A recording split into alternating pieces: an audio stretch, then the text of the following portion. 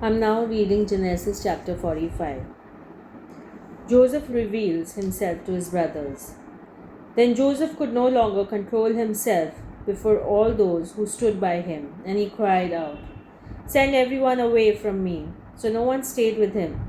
When Joseph made himself known to his brothers, he wept so loudly that the Egyptians heard it, and the household of Pharaoh heard it. Joseph said to his brothers, "I am Joseph. Is my father still alive?" But his brothers could not answer him. So dismayed were they at his presence. Then Joseph said to his brothers, "Come closer to me." And they came closer. He said, "I am your brother Joseph, whom you sold into Egypt.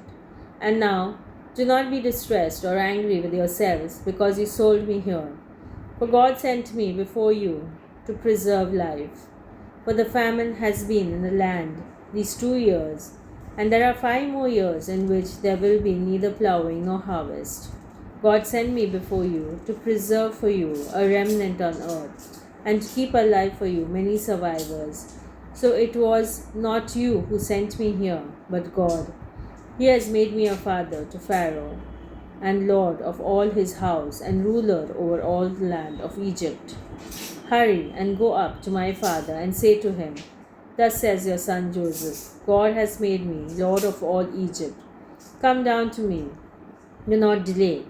You shall settle in the land of Goshen, and you shall be near me, you and your children and your children's children, as well as your flocks, your herds, and all that you have will provide for you there.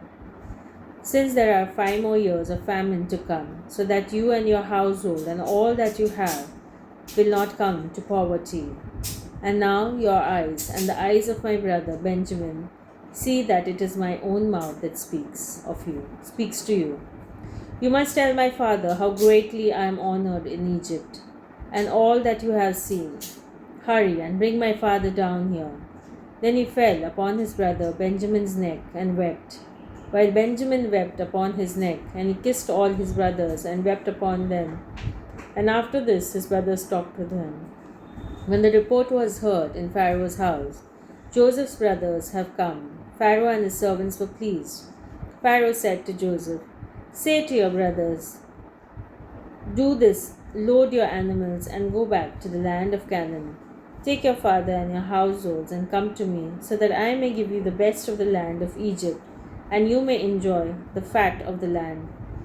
You are further charged to say, 'Do this, take wagons from the land of Egypt for your little ones and for your wives, and bring your father and come. Give no thought to your possessions, for the best of all the land of Egypt is yours.' The sons of Israel did so. Joseph gave them wagons according to the instruction of Pharaoh, and he gave them provisions for the journey. To each one of them he gave a set of garments, but to Benjamin he gave 300 pieces of silver and 5 sets of garments. To his father he sent the following 10 donkeys loaded with the good things of Egypt, and 10 female donkeys loaded with grain, bread, and provision for his father on the journey. Then he sent his brothers on their way. As they were leaving, he said to them, 'Do not quarrel along the way.' So they went up out of Egypt and came to their father Jacob in the land of Canaan. And they told him, 'Joseph is still alive. He is even ruler over all the land of Egypt.' He was stunned. He could not believe them.